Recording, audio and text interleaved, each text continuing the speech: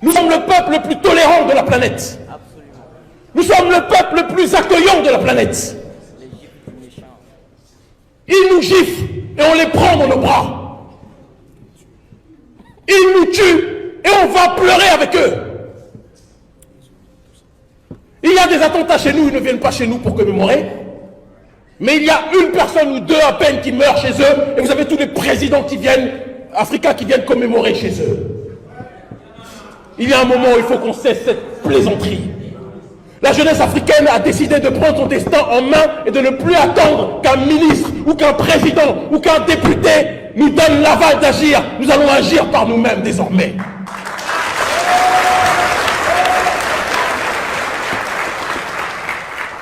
Les Américains ont colonisé l'Iran, ainsi que les Français et d'autres, pendant un certain nombre de temps, en collaboration avec le Alassane Ouattara local qui était le Shah d'Iran. Mais il est arrivé un moment où l'Iran, qui n'est pas forcément un modèle sur le terrain, que ce soit religieux, culturel ou autre, ce n'est pas mon problème, je ne veux pas m'installer là-bas, mais je m'inspire politiquement de tout ce qui est fait. Il est arrivé un moment où la révolution iranienne a fait en sorte qu'ils ont été obligés de prendre d'assaut l'ambassade d'Amérique. Eh oui. Parce que parfois, pour que certains comprennent qu'on ne veut plus d'eux, il faut se rendre à leur domicile et leur dire « nous ne voulons plus de vous ». Les Algériens ont dit à l'impérialisme français la valise ou le cercueil. La France est partie.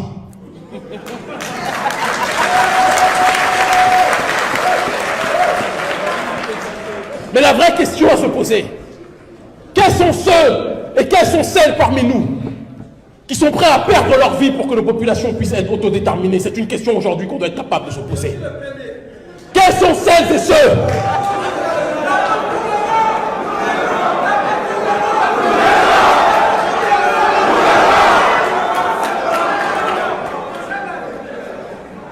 parce que tant que l'Africain ne sera pas prêt à perdre le peu qu'il a pour sa souveraineté, la France pourra continuer à dormir sur ses deux oreilles, dans son lit ou dans son hamac.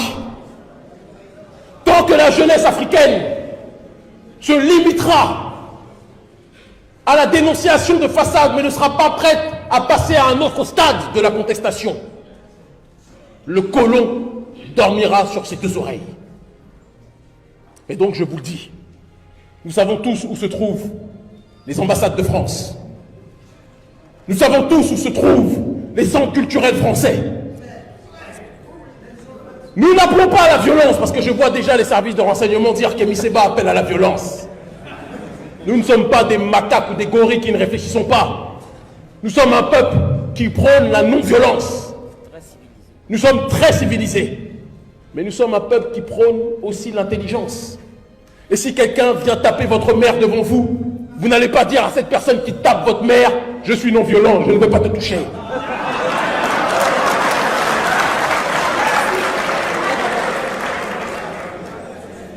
Et notre mère s'appelle l'Afrique.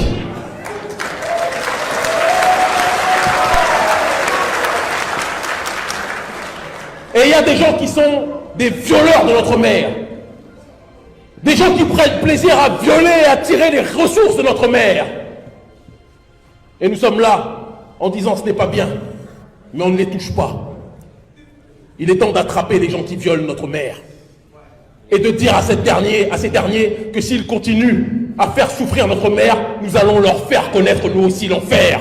Parce que l'autodéfense est un principe universel. Universel.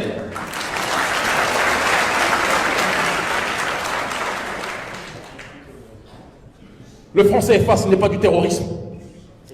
Est-ce que c'est du terrorisme, oui ou non? Les bases militaires françaises, ce n'est pas du terrorisme. La France-Afrique, ce n'est pas du terrorisme. Comment osent-ils nous parler des autres cinglés de Daesh, alors qu'eux-mêmes sont pires que Daesh aujourd'hui? Oui, je le dis. Je ne suis pas en train de faire une préférence en disant que je préfère l'un aux autres. Si on me donne le choix, je me battrai contre l'un et l'autre. Mais qu'on ne me fasse pas croire que parce qu'il y a le péril islamiste, je dois fermer les yeux sur le péril pluriséculaire qui n'a pas cessé de saigner notre continent depuis des siècles. Les deux sont à combattre. Et la seule façon de leur faire comprendre que nous ne voulons plus d'eux, ils le comprennent déjà, mais pas suffisamment. Vous avez vu les reportages ces derniers temps sur ce qu'ils ont appelé aujourd'hui le French bashing. J'ai rigolé. Le French bashing en anglais, c'est la persécution française. Aujourd'hui, ils accusent la jeunesse africaine de faire de la persécution anti-française. Est-ce qu'ils sont sérieux? Est-ce que nous lançons des drones sur la population française? Oui ou non? Est-ce que nous installons nos bases militaires du Burkina Faso à l'Élysée ou auprès de la Tour Eiffel? On n'aurait même pas de quoi payer l'avion pour aller là-bas de toute façon. Puisque nous sommes, à cause des plans d'ajustement structurel, limités dans tout ce que nous faisons. Ils nous assèchent, ils nous étranglent, ils nous asphyxient. Et après, ils viennent nous dire qu'ils nous aident. Nous ne voulons plus de leur aide. Il y a une jeunesse africaine aujourd'hui. Il y a une jeunesse africaine aujourd'hui qui veut choisir ses alliés. Il y a une jeunesse africaine aujourd'hui qui comprend ce que signifie le mot géostratégie. Moi, je me sens plus proche de Cuba, de la Russie, que de la France de Macron. Je le dis très clairement. Et dire cela ne doit pas nous empêcher d'être très précis dans ces alliances, parce que j'ai lu tout et n'importe quoi.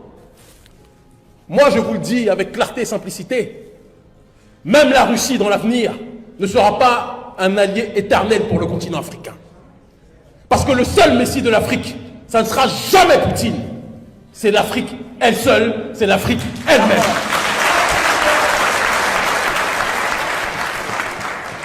Mais le fait d'avoir fréquenté l'Occident nous a fait comprendre depuis des siècles que le proverbe diviser pour régner peut aussi être intelligent.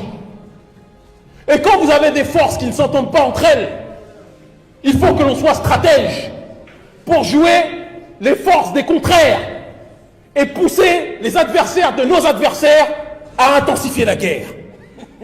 C'est de la stratégie politique. C'est des mathématiques. C'est de la physique. Vrai ou faux ce que je dis? Nous sommes allés, il y a quelque temps, remettre aux députés du mouvement 5 étoiles, qui est un mouvement de centre-gauche, certains analphabètes politiques les ont qualifiés d'extrême droite parce qu'ils ne comprennent rien à la politique. L'extrême droite, c'est Salvini. Et ils se sont séparés des Salvini. C'était un gouvernement de coalition. D'accord? Mais le mouvement 5 étoiles nous a reçus. Ils nous ont proposé même des valises, de l'argent. On leur a dit, mais vous, dès que vous voyez des Noirs, vous croyez qu'on veut de l'argent? On ne veut pas de votre argent. Ce que nous voulons, c'est que le dossier sur la France-Afrique que nous vous remettons, vous le rendiez public à l'échelle européenne. Nous ne sommes pas venus parce que nous aimions les pizzas. Nous ne sommes pas venus parce que nous aimions les spaghettis bolognaises. Nous sommes venus parce que nous avons compris que l'Italie et la France avaient quelques petits contentieux ponctuels.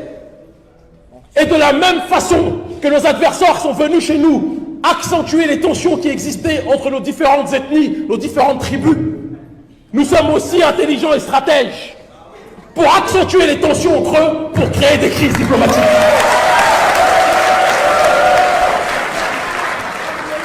Et ça, toute la jeunesse africaine l'a compris. Mais certains ahuris, certains nègres complètement occidentalisés, ont dit qu'Émile Sali a des méchants italiens, a des racistes italiens. Je vais vous dire les choses telles qu'elles sont. Que quelqu'un dise qu'il n'aime pas les Noirs, tant qu'il n'est pas au pouvoir, ça ne me dérange pas. J'ai le droit aussi de dire que je n'aime pas la personne qui ne m'aime pas. Mais aujourd'hui, nous avons en France un président qui se dit humaniste, qui se dit être un apôtre de l'universel et qui est le prolongement du colonialisme. Nous avons connu un président, Thomas Isidore Sankara, notre légende vivante, qui a été assassiné sous le règne, je ne dis pas sous la présidence, je dis sous le règne du président François Mitterrand, prétendu humaniste de gauche, socialiste. Cela doit nous faire comprendre que quand on parle d'impérialisme, quand on parle de néolibéralisme économique et sociétal, il n'y a plus de gauche, il n'y a plus de droite. Il n'y a que des personnes qui sont des outils du capitalisme dérégulé, d'accord, et qui sont prêtes à tout pour nous asphyxier. Eh bien, face à ces derniers, notre réaction est de dire que nous allons voir toutes les forces qui sont les adversaires de ces derniers, et nous allons nous rapprocher ponctuellement d'eux. J'ai été en Russie plus de 13 fois cette année. Je ne suis pas allé parce que j'aime mettre des gros blousons et des bonnets. Le temps est très désagréable là-bas, c'est le cas de le dire. Et il faut aussi qu'on précise que notre peuple n'est pas aimé là-bas par les Russes. Parce qu'il faut aussi casser ce mythe qui présente la Russie comme l'amoureuse éternelle de l'Afrique. J'ai un ami que j'aime profondément en Russie, l'un des conseillers de Vladimir Poutine, qui s'appelle Alexandre Douguine. Intellectuellement, je suis très proche de ces derniers. Politiquement aussi. Mais à l'exception de ces derniers qui ont une vision, humainement, les Russes ne sont pas des grands amoureux de l'Afrique. Ils ont besoin d'occuper un espace et d'avoir une alliance stratégique qui leur permettra d'avoir beaucoup plus de poids face aux sanctions qu'ils connaissent. Nous devons nous allier en étant très lucides sur tout ce qui se fait. Très lucides. Je vois des Africains qui viennent avec le t-shirt de Poutine. Vous n'avez rien compris. Vous n'avez rien compris. Je vois des gens qui disent Poutine. Non, frère. Non, mon frère. Poutine est un héros pour son peuple, pas pour les nôtres. Mais, face à l'impérialisme occidental, et de manière, je le précise, ponctuelle, Poutine est un allié stratégique pour nous, contre la présence française. Et d'ailleurs, les Russes ne sont pas venus nous contacter parce qu'ils aimaient la gueule de Kémy Séba. Ils nous ont contactés parce qu'ils connaissent notre influence au sein de la jeunesse africaine. Et ils ont compris qu'en alliant les forces souverainistes africaines avec la Russie, ça serait tout bénef pour eux. Mais moi, je vous le dis très clairement, nous menons ce combat contre la France, impérialiste aujourd'hui, et nous sommes solidaires du prolétariat français, les gilets jaunes, etc. Mais, quand nous aurons fini avec les Français, nous nous occuperons aussi des autres.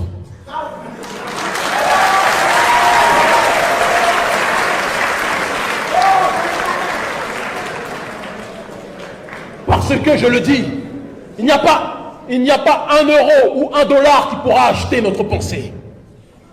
Nous sommes des Africains libres. Nous n'avons pas de parrains. Les seuls parrains que nous avons, ce sont nos ancêtres. Les seuls maîtres pour lesquels nous passons.